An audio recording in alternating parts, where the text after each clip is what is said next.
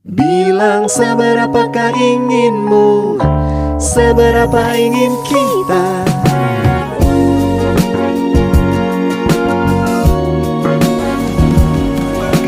melakukan rindu apa adanya.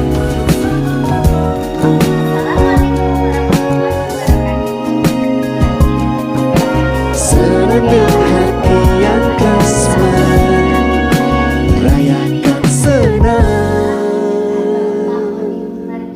Ya, ini adalah kepala sekolah SD Segala Herang 3. Oke, silakan Bapak mau perkenalkan diri. Assalamualaikum warahmatullahi wabarakatuh. Nama saya Abdul Marzuki. Saya KSPF SD Herang 3 yang alhamdulillah sampai sekarang sudah 2 tahun saya bekerja sini. Insya Allah saya bisa membawa SD Herang 3 menjadi lebih baik. Semangat ya. Nah, di sini saya akan melakukan tugas modul ketiga. Saya akan mewawancarai Bapak Odin Marzuki SPD dengan beberapa pertanyaan tentang dilema etika ya. Oke, kita mulai ya Pak ya. Apakah saya bertanya? Ya nggak apa-apa. Ya oke. Bapak kira-kira kasus apa yang Bapak sudah mengidentifikasi kasus-kasus merupakan dilema etika atau rujukan moral di sekolah? Ya di sekolah tidak jauh dari perilaku peserta didik ya, yang kemarin baru saja kemarin ada kasusnya gitu ya, yang melibatkan sampai orang tua datang ke sekolah gitu, tapi alhamdulillah tidak bisa diselesaikan dengan baik. Kasusnya sebenarnya di kelas ya, cuman karena mungkin anaknya sampai cedera gitu ya, karena biasa kalau di kelas itu kan tidak diam anak-anak gitu ya, ada sedikit insiden orang tuanya kurang menerima seperti itu ya. Ya kita selesaikan dengan ya berkomunikasi dengan kedua orang tua, terus juga memberi arahan ke anak. Ya, alhamdulillah walaupun pastilah kalau penyelesaian masalah itu ada yang sesuai harapan atau tidak itu mungkin, tapi seiring waktu kalau misalkan pencegahannya lebih ini ya tidak ada lagi kasus seperti itu ya, orang tua menerima apa yang menjadi keputusan dari sekolah. Ya, dengan komunikasi bersama orang tua bersama akhirnya dapat keputusan ya Bapak ya. Bagaimana Bapak menjalankan kasus-kasus yang lainnya kalau misalnya ada kasus benar dan benar ataupun sama-sama dalam kebijakan? Setiap masalah pasti ada latar belakang ya,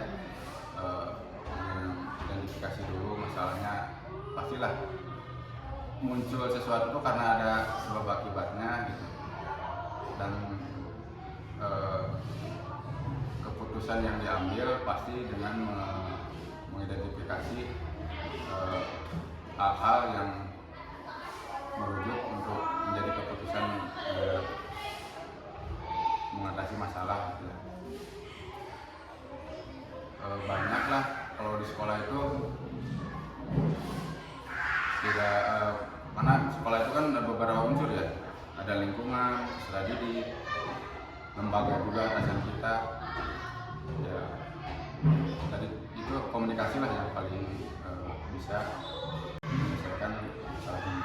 Iya, berarti masalahnya itu kalau misalnya ada keputusan benar dan benar dan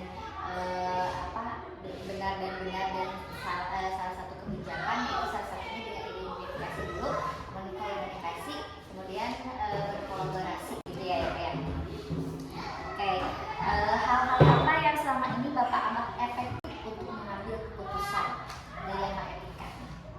Kalau kita sudah tahu masalahnya seperti apa, karena ada yang harus diselesaikan dengan cepat, ada yang harus didiamkan dulu, maksudnya misalkan kalau dua pihak masih emosi gitu ya, masih kurang bisa menerima permasalahan yang itu kan, kadang kita langsung dipertemukan kedua itu masih panas gitu, bertengkar dulu malah tidak efektif gitu ya. Tapi kita ya pendekatan dulu ke salah satu pihak dulu, apa sih yang menjadi hal ini terjadi, ada pihak yang lain seperti itu. Jadi pas nanti kita udah tahu oh ini yang jadi sumbernya, yang jadi ini ya, di pertemuan juga sudah ada solusi yang sudah terbayangkan. Ada dua ya, ada yang cepat, ada yang enggak ya Pak ya. Tergantung memang apa itu lebih baik diselesaikan cepat. Ada kadang ada kasus yang dibiarkan saja selesai sendiri ternyata. Iya. Mungkin ada jawaban dari Pihak-pihak yang lain. dan dari sekolah yang menyelesaikannya. Apalagi anak-anak SD ya, lumayan banyak banget anak nggak diem ya anak SD itu ya. Terus tadi ya sesuai ya, tantangan apa nih yang Bapak selalu ada dalam mengambil keputusan? Ya kalau untuk seperti itu kan kadang kita ingin memuaskan ya pihak-pihak yang, tapi kadang pasti ada yang dirugikan ya seperti itu. Tapi yang paling ini prinsipnya kita tidak melanggar aturan, tidak berhubungan dengan aturan apapun itu yang harus kita kebijakan ataupun keputusan yang diambil. Ya, tadi kita harus tahu latar belakang masalahnya dulu, penyelesaiannya juga harus kadang tepat dalam satu sisi, kurang tepat dalam satu yang lain, cuma hal yang memang telah terjadi. Terus kita juga mencontoh kasus lain, kadang di sekolah kita mah penyelesaian seperti itu tidak cocok gitu ya. Ya kadang ya kolaborasi ataupun melihat situasi aja di lapangan. Jadi di lapangan seperti apa kita ngambil keputusan sesuai dengan kasus-kasus yang ada gitu ya. Nah, itu tantangannya Pak. Kalau misalnya ada yang benar dan benar itu kita jadi dilema etika juga ya. Iya. Nah, ini. Ya lihat aja mana yang kalau kebaikannya lebih banyak mungkin itu yang diambil gitu ya. Tadi kalau misalnya penjadwalan nih kata Bapak tadi penjadwalan mengambil keputusan itu ada waktu, ada yang cepat dan ada yang lambat ya. Nah kalau penjadwalannya seperti apa? Lama waktunya gitu. Ada nggak kira-kira? Pertama kali kesini ya itu masalah sebagai kepala sekolah itu kan kalau di SD 3 itu yang pernah kesini itu dilema juga seperti ini. Satu sisi menerima siswa baru banyak ya. Biasanya kecil ada 10 sampai 15, pas kemarin sampai 20 lebih sampai 30. Kita satu sisi kan bangga ya sekolah makin banyak. Satu sisi lagi sarananya nggak ada, bangkunya nggak ada, sampai meja guru kursi guru sampai guru pada di bawah lah ngampar gitu. Nah itu kan perlu penyelesaian yang apa ya, yang terjadwal juga karena pembelajaran harus dimulai. Ya akhirnya ya seperti itu dengan berbagai cara memperbaiki meja yang ada, meja guru diambil dulu, siswa diutamakan. Terus kita juga cari lihat rencana anggaran sekolah, bisa nggak beli buku, ternyata bisa kita beli satu kelas buku kursi Kapan ya? Permasalahan seperti itu kan harus terjadwal ya karena kita dituntut waktu gitu ya. Kalau kasus-kasus yang tadi seperti perilaku siswa seperti itu ya, yang menjadi problem itu kadang orang tua teh sebelum curhat atau menyampaikan masalahnya itu ke media sosial dulu. Iya. Jadi ramai di luar ya seperti itu. Jadi inti nama masalah yang kecil diselesaikan, jangan diperbesar atau kalau masalahnya di kelas selesai dulu di kelas, prinsipnya seperti itu. Kalau memang belum mampu ya ke pihak kepala sekolah. Kalau di sini belum mampu ya kita juga punya atasan.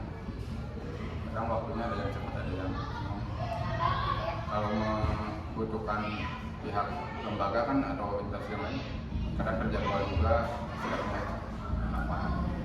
Pernah nggak kalau di sini ada kasus yang memang sudah terkait kepolisian gitu kan? Kalau misalnya tawuran kayak gitu anak-anak. Walaupun ada indikasi itu kita tidak sampai tidak seperti itu diselesaikan dulu karena pidana kan kalau bilang nggak ada yang punya antara orang tua dengan kita selesaikan hubungan kita bersama orang tua karena kan di SD nggak ada yang minuman keras narkoba seperti itu.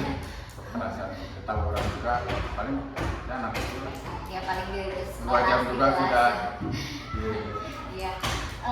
Faktor-faktor apa yang mempermudah Bapak untuk mengambil keputusan di matematika? Ya sebagai unsur ya kalau di sekolah sangat membantu ya guru-guru ya. Ada guru mata pelajaran pelajaran agama kan ya. Terus guru kelas juga yang lebih tahu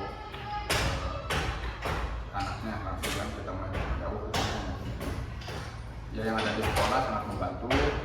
Lingkungan juga di sini alhamdulillah baik-baik gitu ya. Di sini belum ada kasus pencurian atau apa. Ini indikasinya kan lingkungan di daerah sekolah itu Iya. juga menjadi masalah juga ya kalau beli ini kehilangan. Iya. Terus juga orang tua di sini alhamdulillah setiap rapat orang tua murid selalu hadir, terus kebijakan sekolah disampaikan diterima dengan baik, support juga kegiatan yang dilakukan di sekolah, kembali kegiatan perpisahan sekolah, ada wisata sebenarnya semua antusias. Antusias ya. Terus juga lembaga korwil ataupun pengawas yang dikatakan alhamdulillah mensupport juga. Seperti sekarang pembangunan kan ini tidak lepas dari kalau sekolah mah nggak mampu lah, kita harus dinas pendidikan yang baik, yang mengerti, yang tahu keadaan kita. Pelajaran apa yang dipetik dari setiap kasus yang Bapak selesaikan? Masih banyak ya. Kalau ada masalah itu pasti dengan semua yang sabar dan ya intinya mah kita kan nggak bisa memaksa semuanya ya. Tapi belajar harus setiap masalah ada eksekusinya. Untuk waktunya dan mohon maaf ya saya mengganggu waktunya. Terima kasih.